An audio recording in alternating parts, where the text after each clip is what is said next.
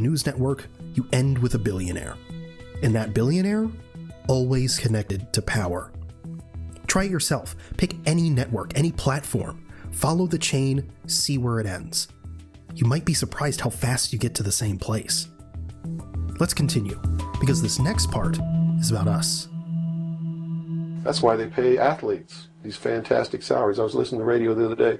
They just contracted to pay one player on one team $6 million a year. Can you believe this? And why is that? It's the Roman circus. What does the emperor do when the people become restive, and when the people are asking questions, and when the people don't like the policies of the emperor?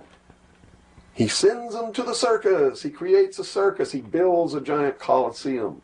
And he begins to throw the Christians to the lions. And he has great chariot races and football games and basketball games, all to keep the idiots preoccupied with things that don't mean anything in the scheme of the entire world, so that they don't have the time to learn what the truth is, so they don't ever get smart enough to learn how they're being manipulated, so they don't ever question the emperor.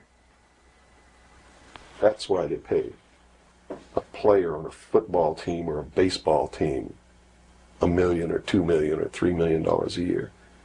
It is the Roman circus. I know men who don't know anything in the world except who plays third base for the Mets. And they think that's a great accomplishment. And they meet and pat each other on the back and bond and go have cocktails and talk about what this guy that plays third base for the Mets did in last night's game.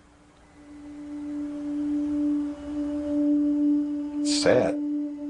It's really sad. Juvenal, the Roman poet, said it almost 2,000 years ago. The people who once handed out military commands, high offices, everything, now restrains itself and anxiously hopes for just two things: bread and circuses. Bread and circuses. Today, the bread is your paycheck. The circus is the game. And while we're glued to the screen cheering for millionaires we've never met, the real decisions are being made somewhere else, by people we'll never see. Because here's the uncomfortable truth.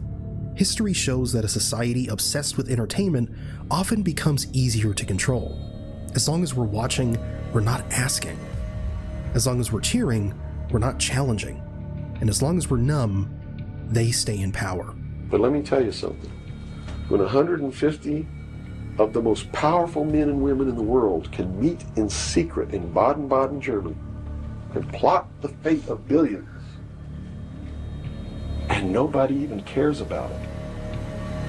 But 6 football players go to lunch together, and it's in the headlines across the country. You have a reflection of the society in which that exists. And it is a sick, sick society that is doomed to self-destruction. So based on that scenario, there's some truth into what these men are looking at. Absolutely, and that's what makes me so sick, is that I'm trying to wake up a people who on a daily basis are proving the ones that I'm warning them about to be right. Be honest.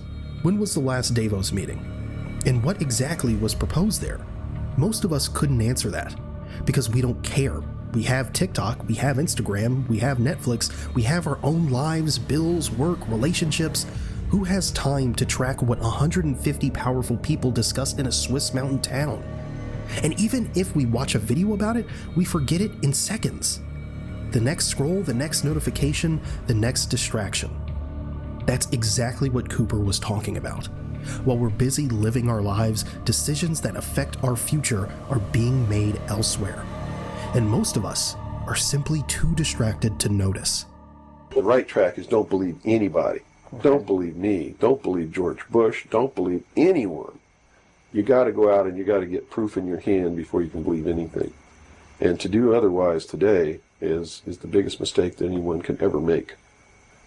You begin believing people, putting your trust in them, that they're telling you the truth.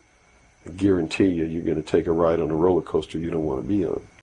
Do your own research. Don't jump in the comments and ask, so what do we do now?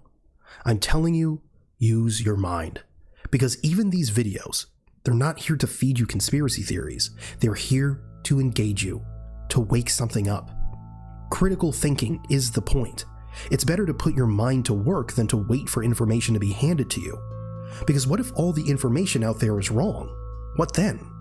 We have to go back to the roots, back to what we know is good, what we know is wrong. That inner compass, it's still there.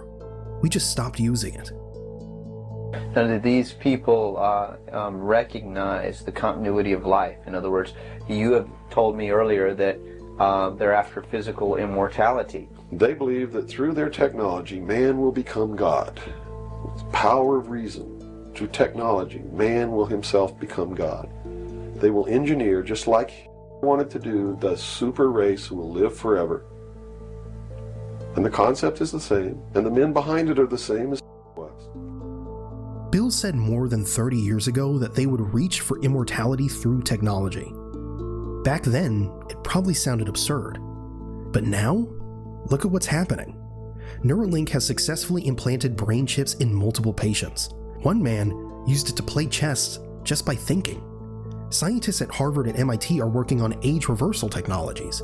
Clinical trials are underway for drugs that could add decades to human life.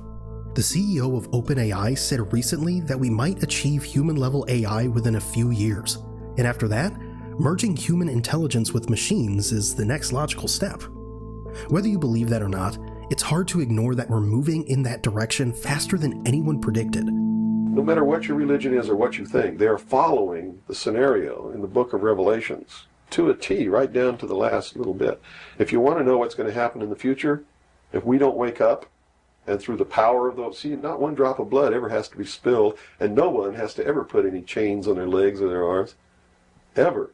If people just wake up and exercise what was given to us in our Constitution, the power of the vote, while we still have that power. So you say there is still a possibility for like one individual watching this tape to actually make a difference. You better believe it. How Yes. would that be so? Well, number one, learn what the truth really is. Get away from the fantasy that you've been living. Educate other people, those you know, your family. Once that begins to happen, it spreads. And then if the people decide that they don't want what they have in store for us planned, just through the power of the vote, they can make this country and the world whatever they want it to be. Whatever they want it to be. And there are no limits on that, except to understand that you can never make everything all right, and you can never make everything all bad. Both must exist, and we must maintain a balance. If you stayed until now, you're probably one of those who's awake. Or at least, you're willing to be. And that comes with a responsibility. Be responsible with your mind. Use critical thinking. Bill said it himself. Don't believe him. Don't believe us. Believe what you can prove, what you can verify. But you have to do the work. You have to research. You have to stay awake. Because if you stay awake, others around you might wake up too. And that's how things change.